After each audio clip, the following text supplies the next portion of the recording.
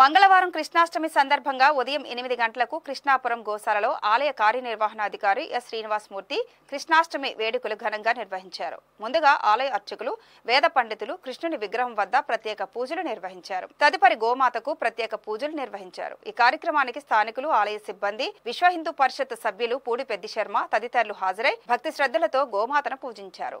వీరికి అర్చకులు తీర్థప్రసాదాలు అందజేశారు.